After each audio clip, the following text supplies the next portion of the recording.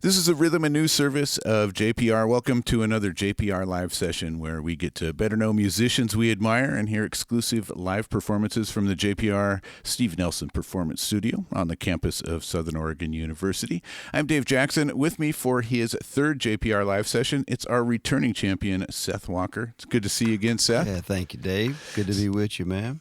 Seth Walker is performing this weekend at the Reading Roots Festival in Reading. You can find more information at readingrootsfestival.org, and you can catch him next week as well at Sisters Folk Festival in Sisters, where he's performing and doing some workshops, and there's still some limited tickets left at sistersfolkfest.org. The most recent album is I Hope I Know. It came out last year. It and a few others were produced by Jano Rix of the Wood Brothers. He's responsible for producing a big chunk of what we play on Open Air in the folk show. Cool. And so you're touring with a trio. Why don't you introduce the band? All right, there's Reese Williams on the bass and vocals from Holyoke, Massachusetts, my longtime running partner. And Mark Raudabaugh on the drums. That's good. From where?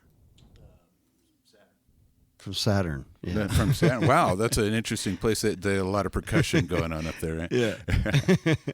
So how did you guys all get together to start playing?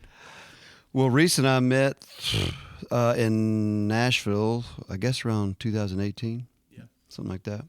Yeah. Just through the, it's like a family. It's, it's pretty close knit when you get down to it. And Mark and I have known each other for years, and, just kind of been in each other's orbit, but we've never really got a chance to play together until this year. So I was going to ask you, this isn't the crew that's on the album, the most recent album? Reese is playing on some of the on I Hope I Know, but no, yeah. Oh, cool. So we've got great touring band with you, headed down to Reading. We're excited to have you here, especially to hear you play. So let's start off with a song. What do you guys want to play? We'll do Future Ain't What It Used to Be. Off the latest one. Excellent.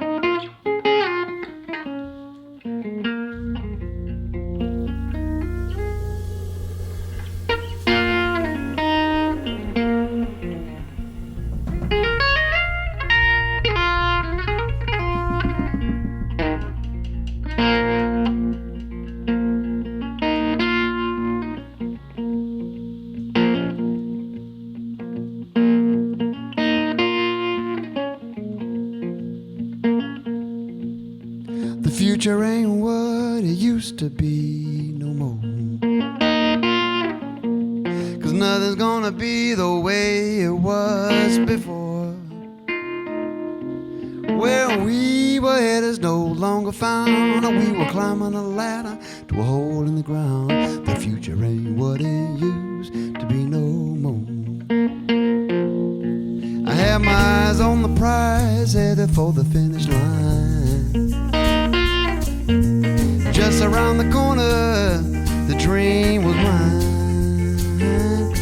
But then the world flipped around, slowed me down. I got a good look at what I need. I must say I'm glad to see you changing me.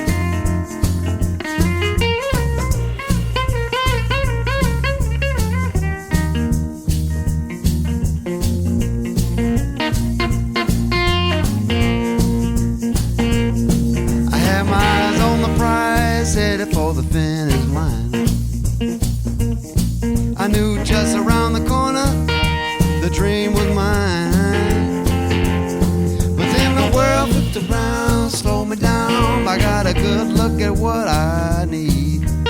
I must say I'm glad to see you changing me.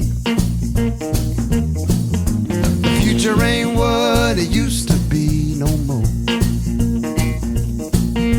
Nothing's gonna be the way it was before. Where we were headed no longer found. We were climbing a ladder to a hole in the ground. The future ain't what it used to be no more. The future ain't what it used to be no more. Now maybe I finally found what I'm looking for. The future ain't what it used to be.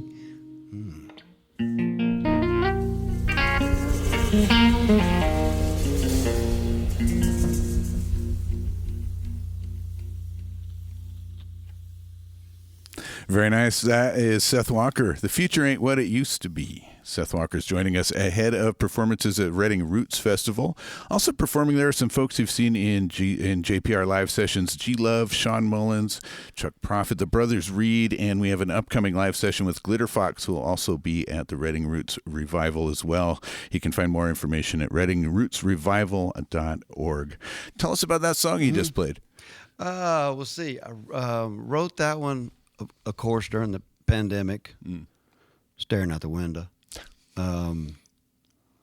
Yeah, it was just a phrase I think I said over cereal or something, and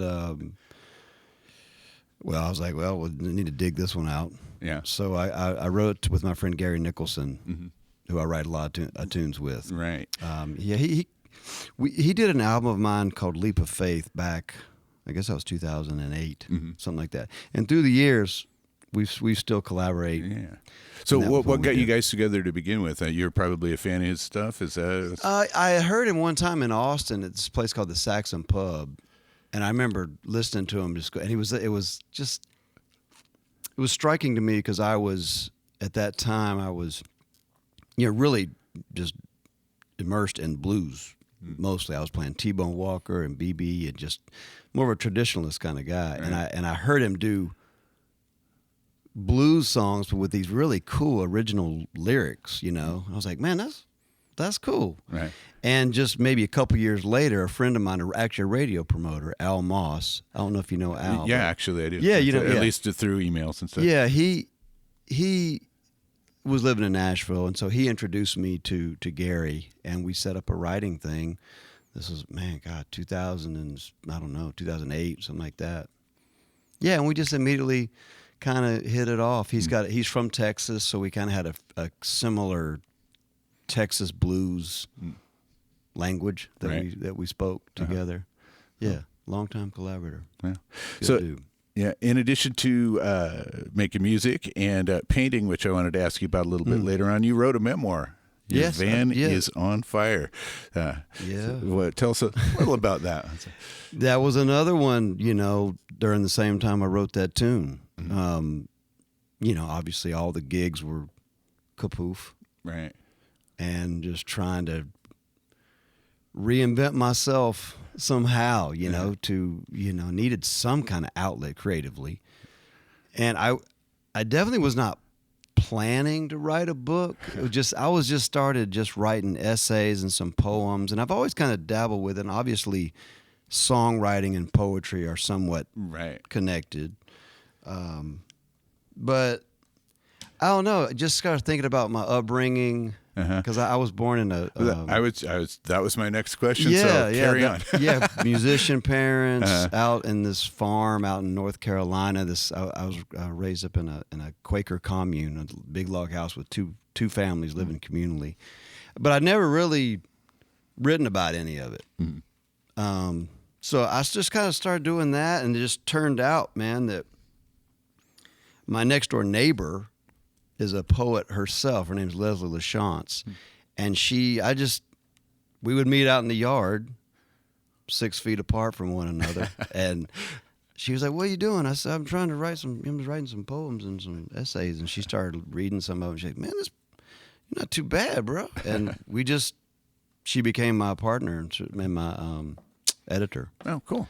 Yeah. So it just kind of one of those. I kind of fell backwards into it, but it was really fun to do, man. All kinds of crazy stories from the road. I mean, I was going to say for our listeners that Your Van is on Fire is a pretty fun read, and it's got some interesting insights and some great stories in it. And we have a signed copy that we'll be giving away later on this afternoon on Open Air. So be listening for a chance to win an autographed copy of Your Van is on Fire by Seth Walker. Yeah, it was fun to write. So when you grew up, one household, it was two families. You had brothers and sisters that were not blood relatives. Is that? Yeah, my folks and another couple met at this Quaker retreat, and they just became buds. Mm-hmm. And they had 3 kids. They were about 10 years older than us, so half a generation separation. And then my sister and I, so 4 of us and 5 of the Waltons, and they just jumped into it. I mean, it seems kooky to me, but I'm really glad they did. It was a beautiful way to grow up, and we lived like that for 13 years. Wow. From age 3 to 16. Are you still close with the Waltons? Yeah. I mean that kind of bond will be forever. Absolutely. We don't talk to each other all the time, but yeah, we'll be tight.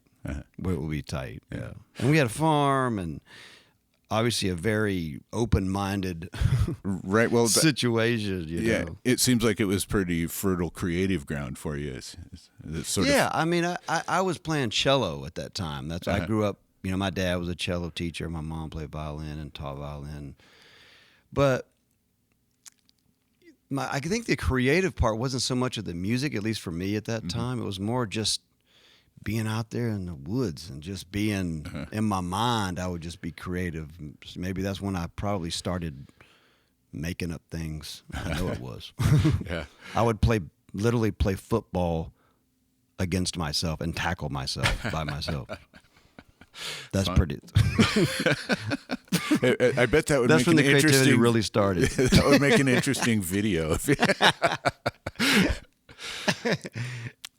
So as I saw in your social medias recently, you posted about your dad. He runs music camps. Yeah, he does. So tell us about those. What's up with he's that? been doing that for I think almost 20 years. It's in Blowing Rock, North Carolina. Huh. I mean, he's a master teacher, and both of them. But he's developed this Walker Family Band camp, and it's a week-long deal.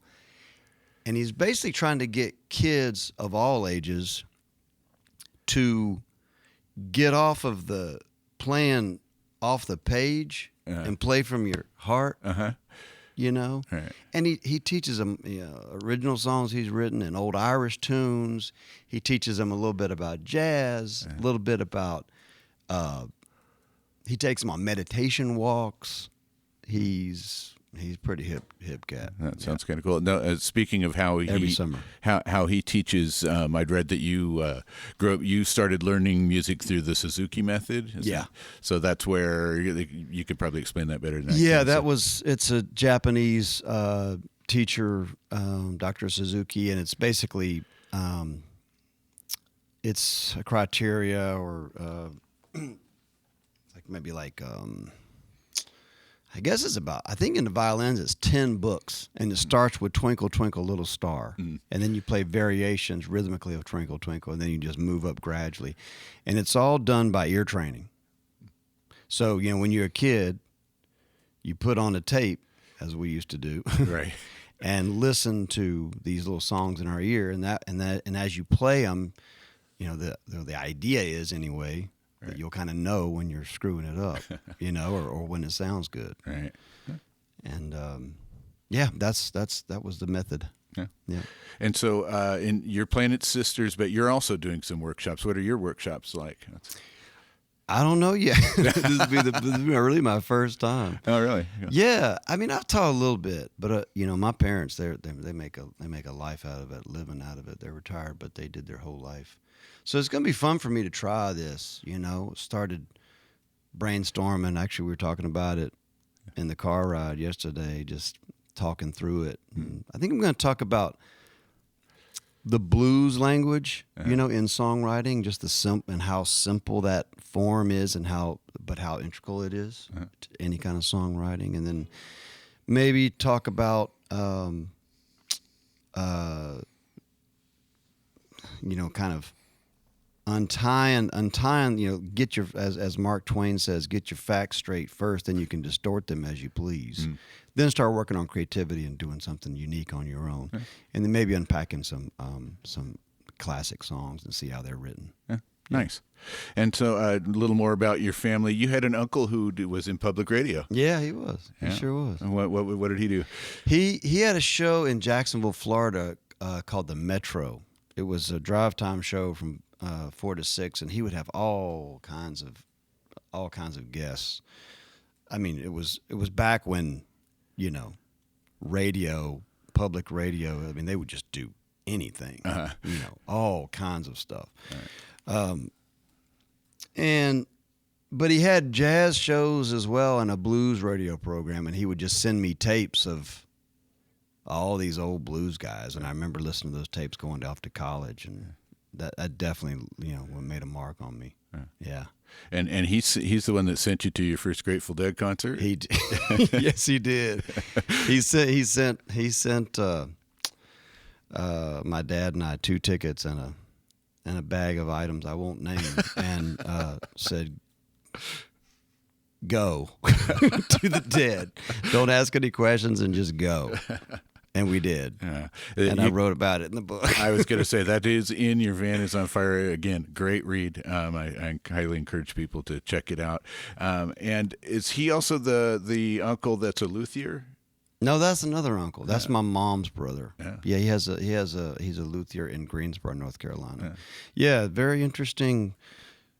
Both sides of my family, they're different and they're all very, very unique creatures. Yeah. Well, let's hear another song. What do you guys want to do? We'll do let's do the title track off Hope I Know. This one is inspired by an old Hawaiian poem called Ho'oponopono that we distilled down to I Hope I Know.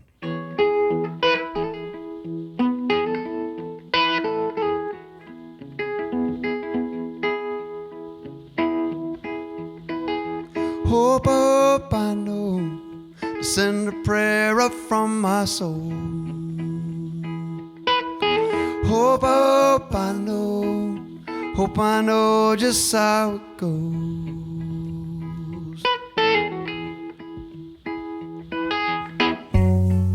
Like, how do I say forgive me? And how do I say thank you now? And how do I say I love you if I'm not coming home?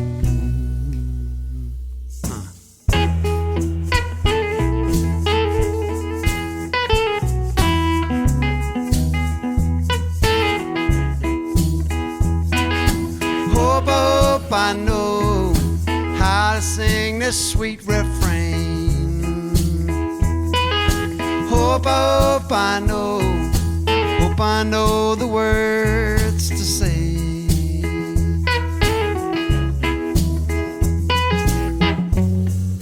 Like, how do I say forgive me? And how do I say thank you now?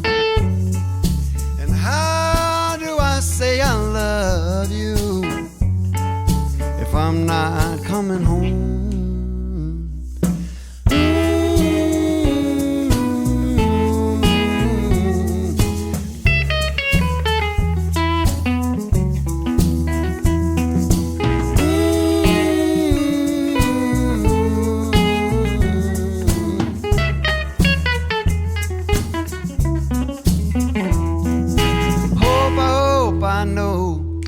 How to keep from growing cold.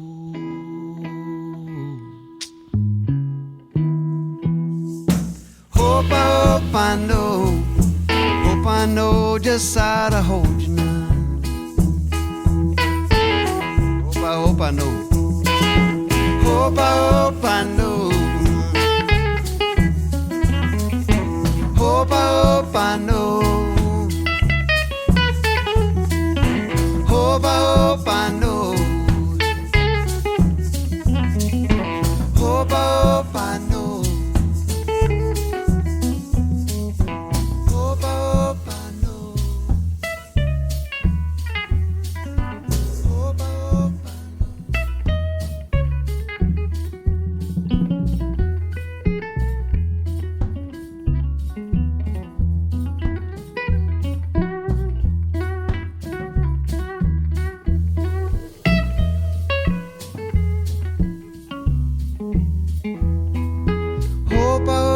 I know.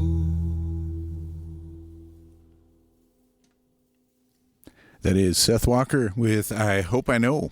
He's my guest today in a JPR Live Session, performing at Reading Roots Revival this weekend and next weekend at Sisters Folk Festival. You have relocated several times, and it seems like you go to cities pretty famous for music: New Orleans, Nashville, Austin. Are you just following the music? Is there something about those towns that just make you want to show Something up? like that. Running from and towards. Yeah, I mean, Austin was the first. Well, Jacksonville, actually, because that's where my uncle was. And he was the only guy I knew in this crazy business. So I was like, well, I'll just go there first and see what that was like. And then I quickly realized that I wanted to go to a city that was just more of it. And that's when I went to Austin. Yeah. There for 15. Then I went to Nashville for 3, New Orleans for 6, New York for a minute, back to Nashville. And now I'm in Fairview, outside of Asheville, Fairview. Very nice. Yeah. And there's something about your sound, the way your guitar and your voice dovetail together. It's like a lot of blues guys, there's a call and response, and that's really cool. Yours seem to be just complementing each other. Is that something you really work towards, or is it just? I don't know. It's weird. If you ask me to just play the guitar, probably couldn't do it as well. If you asked me just to sing, I probably couldn't do that very well either. But when I put them together, it is kind of has morphed into one kind of thing. Yeah, it really has. It's like you're playing Seth Walker, not a guitar player and a singer. You're Seth Walker. Well, thank and this you, is man. how he sounds. Thank you. That's what I'm aiming for anyway. Was there a particular artist you admired that maybe brought you that way? Oh God, there's 100 of them. I mean, of course the usual suspects. I mean, T-Bone Walker was probably, as far as fundamentally, was one of the first guys I went. Just rhythmically, he played, so unique and so lyrical, right? Yeah. Of course, B.B. King. Right. But maybe, maybe even more than I think that's influenced guitar and vocal-wise, maybe Willie Nelson, because his thing is so morphed together too. It really is. And he has a really distinct guitar sound as well. Yeah, his guy's unique, man. Yeah. You co-write with Oliver Wood quite a bit. Hope I Know was a co-write with Oliver Wood. Yeah, sure was. And Jano Rix, you work with him, the Wood brothers. He amazes me as a musician, just watching him and hearing him and everything you do. Yeah. And I love the albums he produces. What's he like to work with as a producer?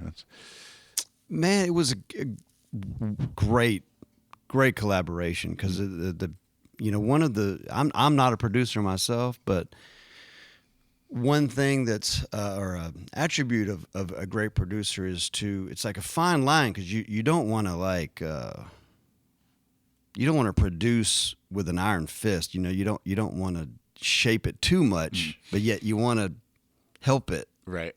So it's a really it's kind of a fine little line in there, and right. he really does a great job at that.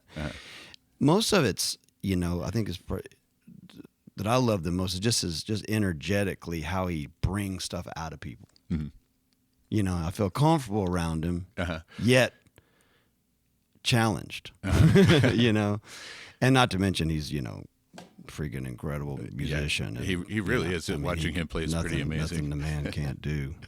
So we've done 3 albums together. Yeah. And when you write, do you start with a melody? Do you start with some words? Do you start with a rhythm, chords? How do you usually do that? It's all that. It's a mixed bag. Yeah. I used to write a lot more with the melody will come first, and then I kind of shifted into more lyrically driven things. Just kind of conceptualizing an idea and then just kind of coming at it from that. And then, just as long as I've been doing it, it comes from, all the above. Mm-hmm. Some of it comes from. We were talking about this the other day about. I got this book on my shelf that's an Andre Agassi autobiography. It's called Open. You're an Andre Agassi fan, aren't you? Yeah, you went to college to play tennis, is that? Well, well, that's loose, very loose. Okay. I went to college to study enrolled in art, and I did have some dreams of being a tennis player, but they wanted you to practice from like 6 until 8. Right. And then go to class and then come back and practice from 4 to 7. And I wasn't interested in that part. So, but anyway, I think I got you off track there. You were talking about Andre Agassi. Oh yeah.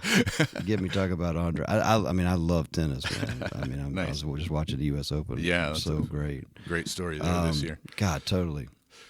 But anyway, yeah, I just saw his autobiography is called Open, and it just hit me. It was just like the spine of that book, and I was like asking myself if I was, and off a song, out came a song. Yeah, well, and an album title. An album title, yeah. Are You Open? Yeah.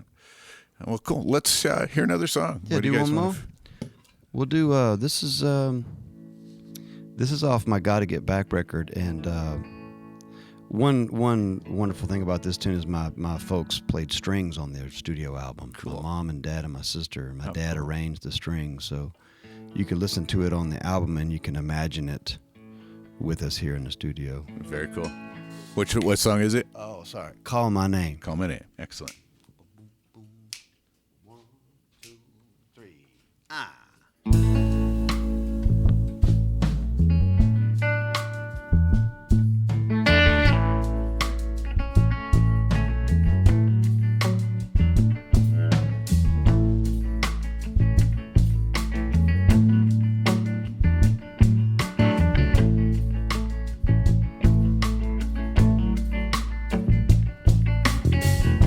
Love is a giver, love is a thief. Love will pick you up and then let you bleed. It'll seem like an old friend, then leave you like an orphan in the cold.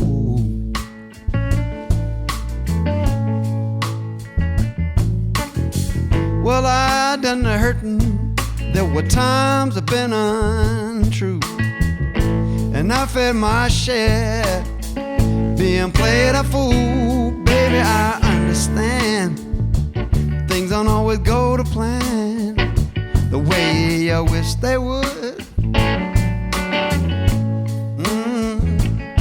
But when that cold wind starts to blow, when you're all by yourself alone,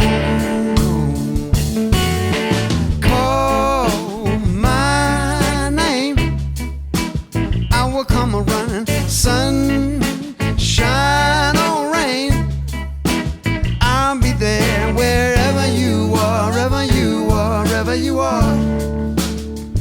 Just call out my name.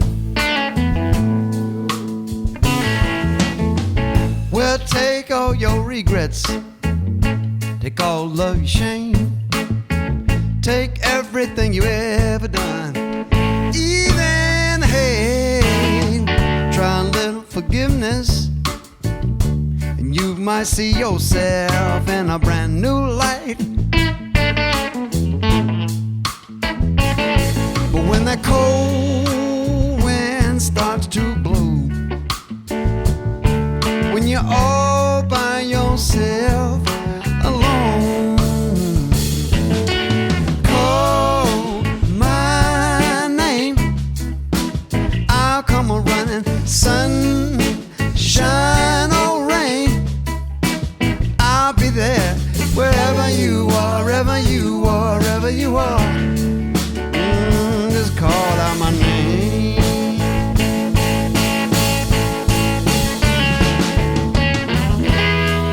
Anytime,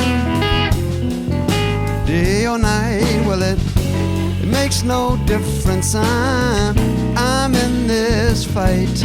I'm with you, baby. Well, just call my name.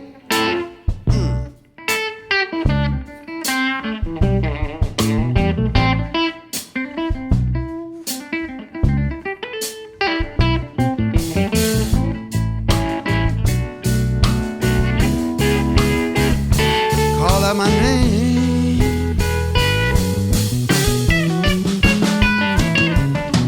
Call my name. I'll come a running, sun, shine or rain. Yes, I'll be there wherever you are, wherever you are, wherever you are. Yes, wherever you are, wherever you are, wherever you are. You just call my name.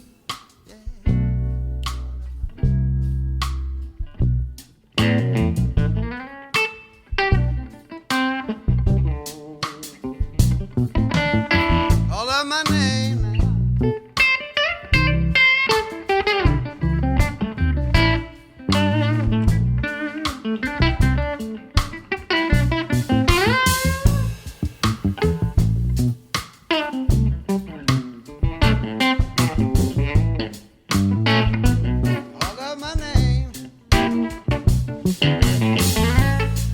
I will come running. Call out my name.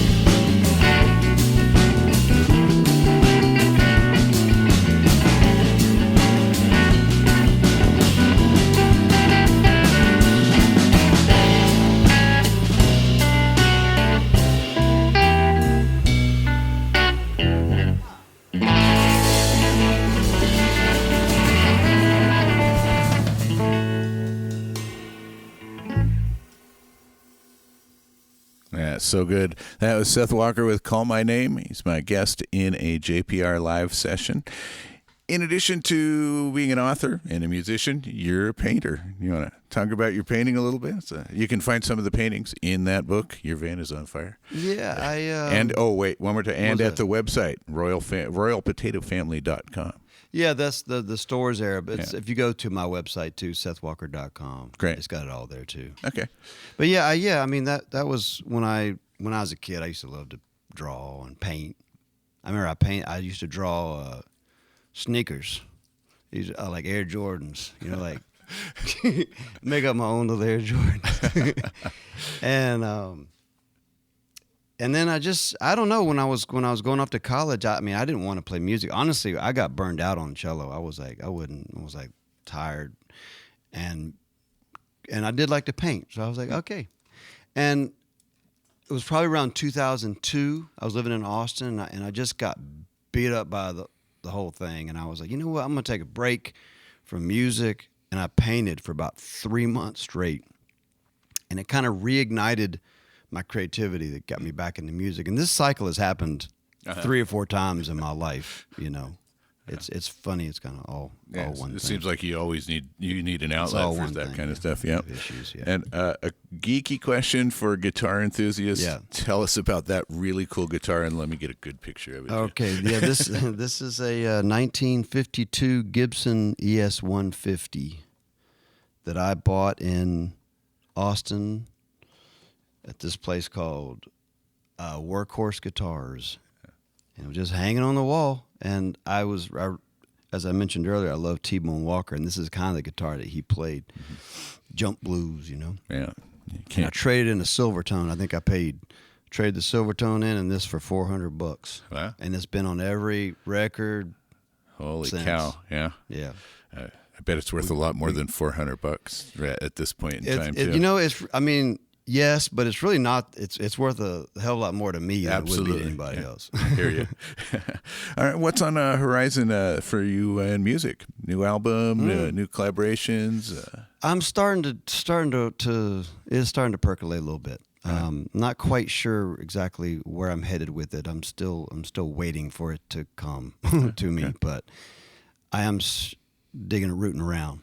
talking to some producers here and there, and we've been working on some songs with the band and I, and yeah, it's a funny thing, I felt myself kind of like chasing after it a little bit lately, because I was like, time to do something, and then sometimes you can chase it too much, so I just gotta wait and let it develop. You got to meet it in the middle. Right. So that's where I am with the creativity right now. Well, whenever that comes around, we'll be excited to have you here for a fourth time when you come through Oregon. It's an honor to be a 3-time returning champion.